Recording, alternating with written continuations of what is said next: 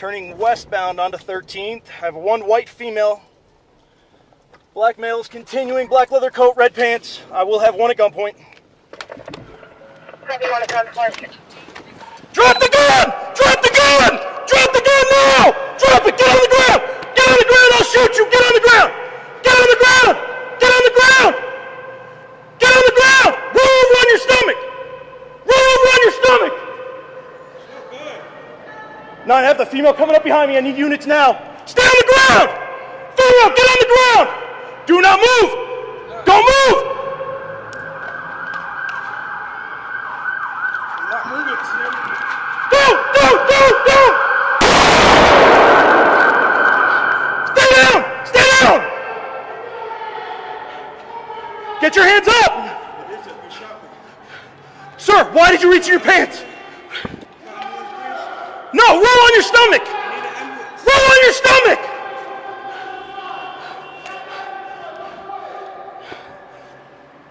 Stay down! Conway 9, be advised. Suspect reached for his waist. Shots fired. Shot fired, 315. Stay down! Just put me in cuffs. Stay where you are! I'm directly under the freeway. I have one male proned out. I have shots fired. Kilo 25 has a female. Yeah. Stay there! Don't move! 39, 1033 to Salt Lake. 315. Get up now. Roll over. Where you hit? Where? What were you reaching for? I was just reaching right here for the... No, dude, you went in your hands. Oh, Stop! Sit down, sit down. That was it. Female.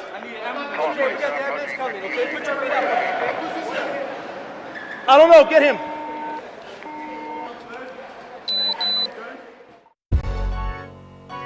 Umbrella. She's up. Whole nother level of shit you can't even understand. What is good, my people? We are live back again with another episode of The Forecast. Now, my brothers and sisters, we are at a point right now. We shouldn't be trying to convince anybody else of anything. Right now, we are past the point of having to empower ourselves. We should have been past this point 100 years ago. And by the way, they were, because they didn't try to convince white people not to be racist. They just said, hey, we'll focus on our own fucking towns. We'll grow our own economies. We'll stick with each other. We'll have strong families. We'll have a strong economy. They did that. It's no point of trying to convince them or beg them for anything.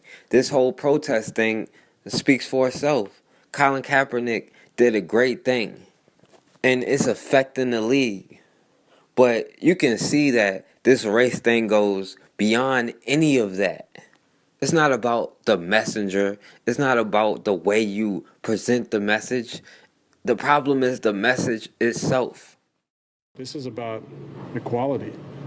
This is about unity and love and growing together as a society and starting a conversation around something that might be a little uncomfortable for people.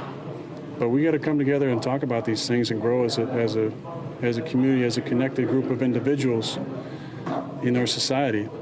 And we're going to continue to show love and unity. And this week we're going to ask the fans to join in as well and come together and show people that we can be connected and we can grow together. The problem isn't the flag. It isn't the national anthem disrespecting the military or anything like that. The problem is the message of inequality in the justice system.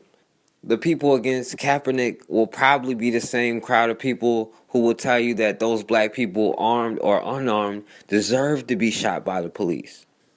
They can't say, well, you're disrespecting the military, because they don't give a fuck about the military when it's black soldiers. They bring up World War II. Well, how was the black soldiers treated? You bring up today, well, if I join the army and take my military off, am I seen as a black man? Yes, I am. They can't blame it on the messenger, because recently Aaron Rodgers came out and said, hey, we need to focus on this racial inequality. How can you be against that? And diehard Packers fans, who anybody who knows football, especially if you're a Packers fan, you know how beloved Aaron Rodgers is by his fans, but they will turn on him because at the end of the day, it's bigger than football for them. This is a way of life.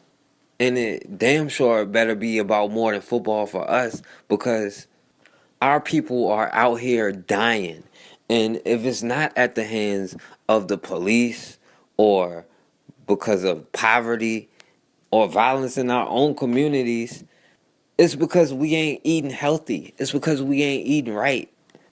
We should be pissed off that we not controlling our own economy, controlling our own grocery stores, controlling what we eat and what we don't eat. People dying from diabetes, high blood pressure, and it comes mostly from being uneducated. And we should be pissed off that we're not educating our own children. We're not in control of what the curriculum our children learn is. We are sent to school to learn enough to go work for some corporation. And generation through generation, we have been passing down this work for somebody else mentality, or we choose voluntary servitude. We need to pass generational wealth down to our children. We need to build our own businesses right now. Right now we need to set up an election with the brightest, smartest, most successful business people in the black community that we trust. We can nominate them and actually have an election to set up a board strictly to fund and grow black businesses. And of course, make sure they stay transparent and make sure they always do what they say they're going to do, or just stop sending your money if something doesn't look right about it. But we need to build our own economy. Like these players in the NFL, if every single player, just the players who agree with Kaepernick, if they kneeled and they all got fired, they could start their own league and they would probably have the best players in the league. It's not but so much the NFL can do to the players, because the players make up the NFL. Without the players, there is no NFL. We had the Negro Leagues, and they were doing just fine. And these players were getting paid, and we were going out to see them because money was circulated in the black community. They had no other choice. And guess what? We don't have another choice. We have an illusion of a choice.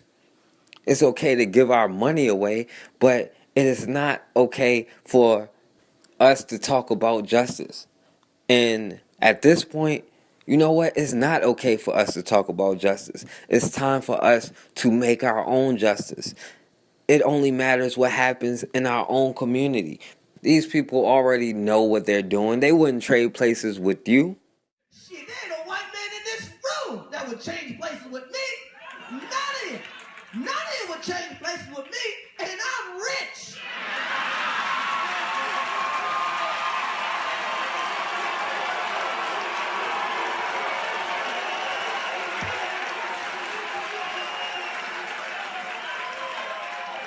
That's how good it is to be white. There's a white one-legged busboy in here right now that won't change places with my black ass. He's going, nah, man, I don't want to switch. I want to ride this white thing out, see where it takes me. That's right. So when you white, the sky's the limit. When you black, the limit's the sky. I want every white person in this room who would be happy to be treated as this society in general treats our citizens, our black citizens. If you, as a white person, would be happy to receive the same treatment that our black citizens do in this society, please stand. You didn't understand the directions. If you white folks want to be treated the way blacks are in this society, stand. Nobody's standing here. That says very plainly that you know what's happening. You know you don't want it for you. I want to know why you're so willing to accept it or to allow it to happen for others. Don't waste your time trying to convince them otherwise. Leave that up to the other white people who understand what's going on and believe in the change. Because guess what? Anytime you speak up for injustice, it may seem like you're against all white people, but you're not. You're against fucking injustice. And at this point, I don't care who feels what way about what. Our people have to come together. Forget all this divide and conquer nonsense. Our lives are more important than the things we're arguing over. If you believe in Christianity and still want to go to a church that gives back to the black community. If you want to be involved in Islam, be a part of a community that gives back to the community. Those are ignorant things to be divided over at a time where we are all under attack. Men, women, children. And we shouldn't be taking any casualties. I don't care if it's one man, and I don't care if it's one baby. The time is now for us to come together and rise up and do what we got to do. This is the information age. We are connected more than ever. We have all of these storms everywhere killing people. We have 2 world leaders with nuclear weapons talking shit to each other. Now is the time to create our own nation so that we can protect ourselves, so that we can empower ourselves, so that we can build whatever we need to build. And most importantly, protect ourselves right now. And it doesn't happen overnight. But if we start right now, before we know it, we'll be in a position to take the next step. And then the step after that. Once we build our economy, we can start building our schools, teach our children to be doctors and lawyers and be important things that we need as a society, as the black community. Like before, where we taught black children to be scientists, to be doctors, to be lawyers. Like the Cosby Show with the Huxtables, that was a normal thing in the 40s and 30s. And when we build our economy, we can put people to work, which will cut down on the poverty.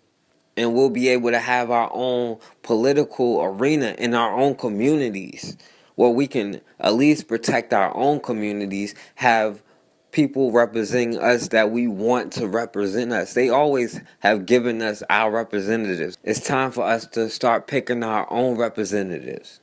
The people who pick the police force in your area, who control where your local tax dollars go. We have got to realize the urgency that we are dealing with, because it's not just the police killing somebody or the police stopping you or searching you. It's greater than sending your children to school to be miseducated, to be taught to be a voluntary servant. They control everything. They control the water we drink. They control our diet. They control what we watch on TV. We have to start being in control of what we eat, being doctors to help heal our sick instead of feeding off of a culture designed to make us sick. At the end of the day, we have to put the next generation, our predecessors, in a position to be empowered, where they can control their own nation, where they have a say over their own laws, be in control of their own wealth. It's up to us to put them in position.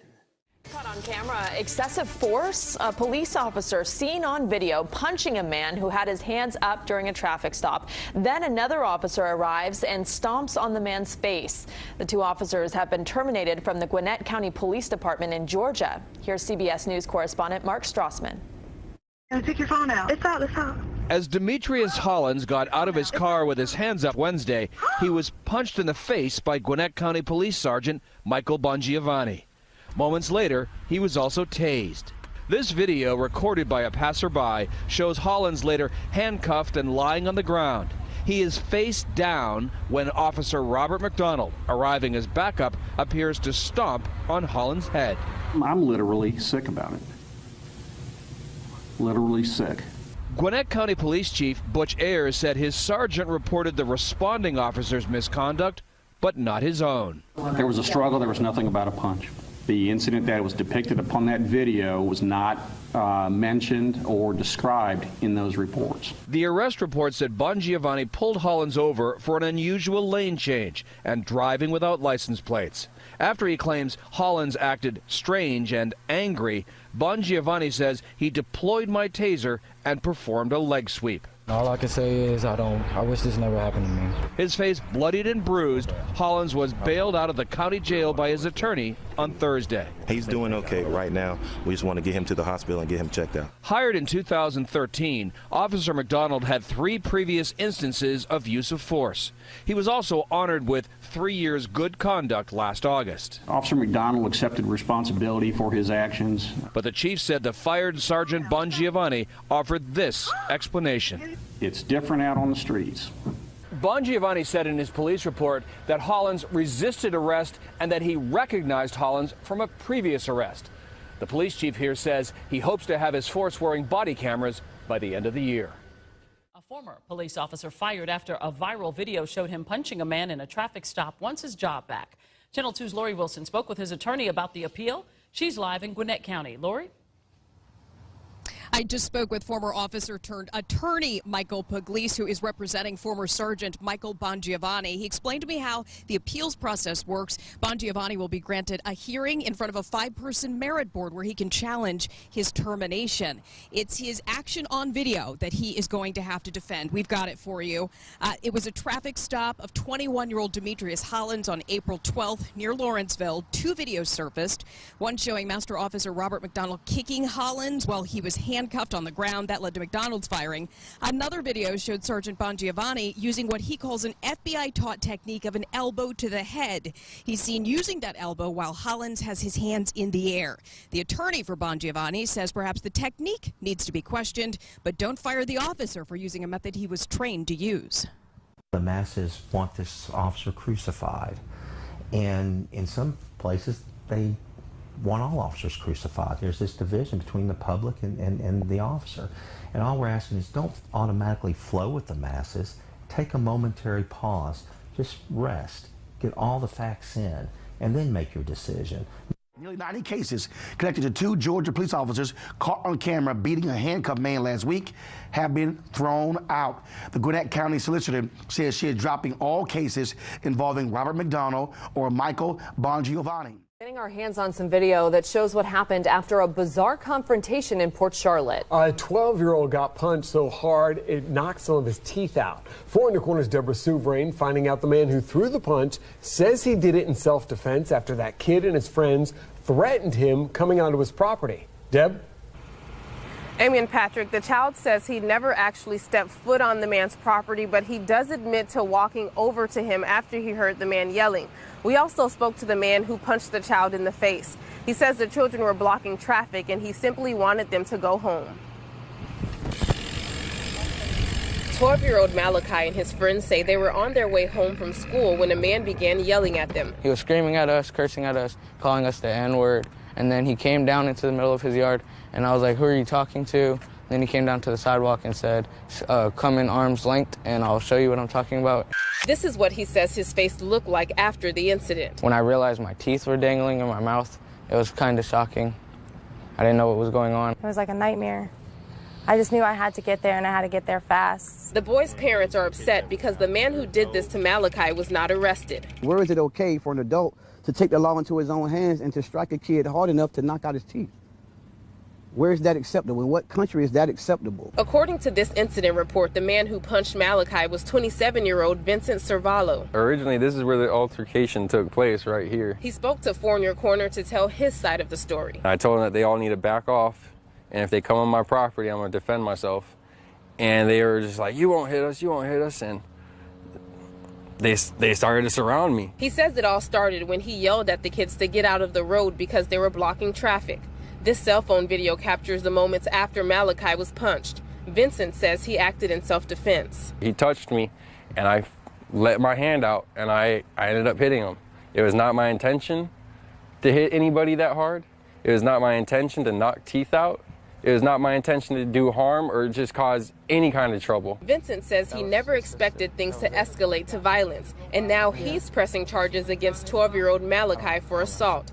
something the teen and his parents can understand. He's not going to jail, and nothing's happening to him, and he's basically getting away with it right now. I want the man in jail. The state attorney's office will be reviewing this case, and Vincent tells us he's been receiving death threats ever since images of Malachi began making rounds on social media. Today, we saw a deputy escort him from his home for safety reasons. The children say they just want justice.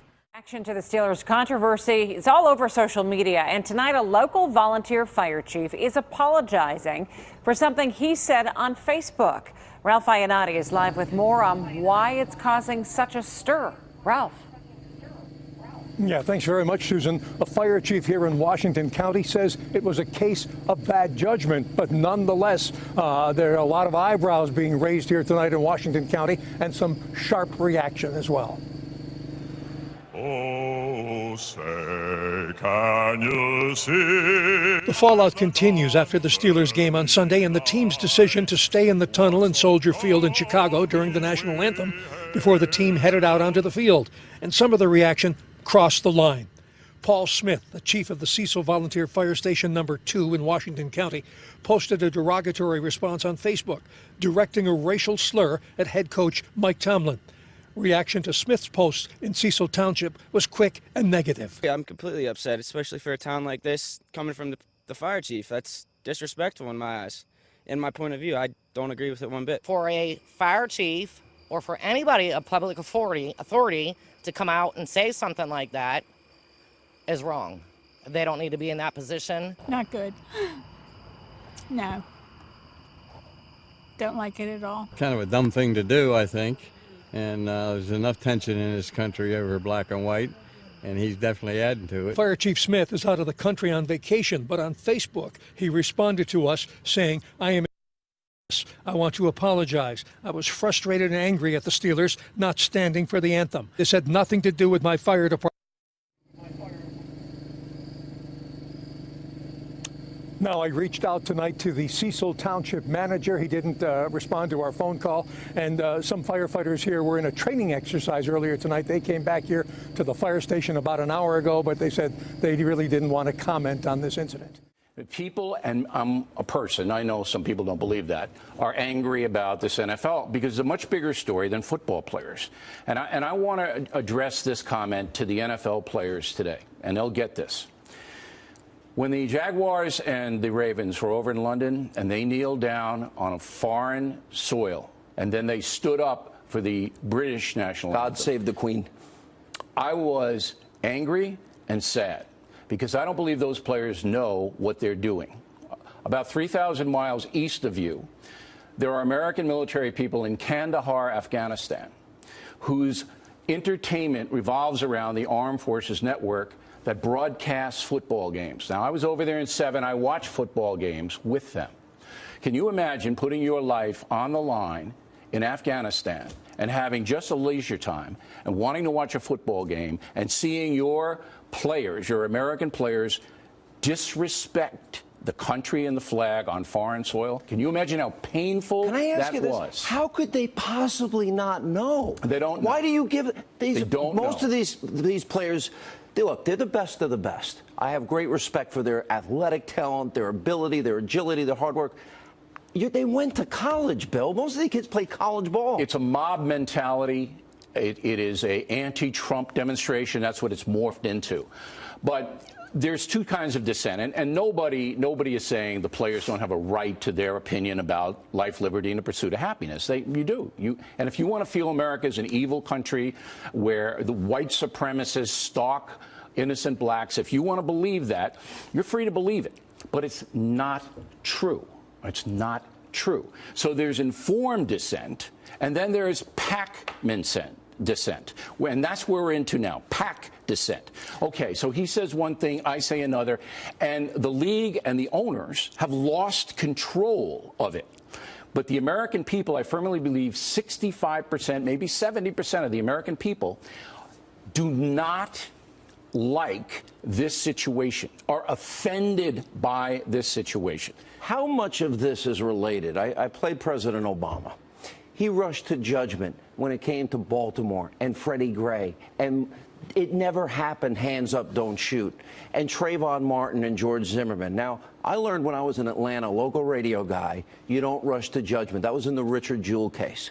But the president at the time rushed to judgment. That narrative, people believe hands up, don't shoot happened. A lot of people believe propaganda, and there's nothing we can do about it. I mean, they want to change everything.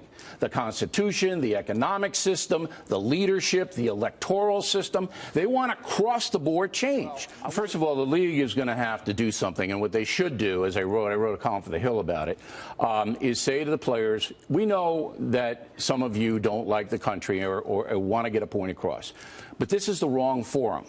All right, this is not the forum to do it. So if you don't want to stand up for the national anthem, stay in the locker room and then come out. But we don't want any political demonstrations because we don't allow pro-American demonstrations. The league does not allow that. There were many, many Giant players, New York Giant and Jet players, that after 9/11 wanted to show on their uniforms Absolutely. their solidarity with the families. They wouldn't allow it. We had the slaughter of cops in Dallas. And the they wouldn't allow Cowboys it. wanted to honor the local police. They wouldn't let them. They wouldn't let them. So you've got to be consistent. So the league says, all right, you guys who don't want to stand up for the national anthem, you stay in the locker room. After it's over, you can come out. That's it. But there is a reason why it's happening. A year ago, you did not hear the words white supremacists. Didn't hear it. Nobody heard it. It was white privilege. And in my Levittown neighborhood, about 8 miles away from Hannity's Franklin Square No, it was neighborhood, miles away. I had guys, in undershirts that are falling apart going, where's my white privilege? All right? Okay. That's what you had a year ago. It's morphed into white supremacists now. And people are buying it. Why? Because the far left agents, and I think they're evil, want to destroy the Constitution in the sense that they want it all changed. Who forged it? Slave owners, Thomas Jefferson, George Washington. We can't have a Constitution with they made. We have to have a new one. That's the end game.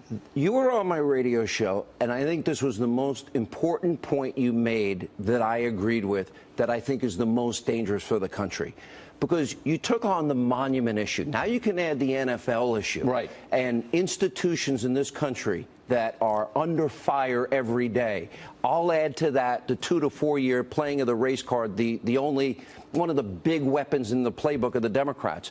But ultimately you say if they get rid of the monuments, they get rid of our history, they can take a knee during the anthem and diss the flag, then ultimately it's really the Constitution they want to change. That's right. I want you to make that point. They're after they don't want capitalism. They don't want the Electoral College. They don't want white people generally calling the shots. So they have to mobilize minority Americans to be angry. You know, we do this on BillO'Reilly.com almost every night. I'm paralleling you on our website. But if you understand history, and most people don't,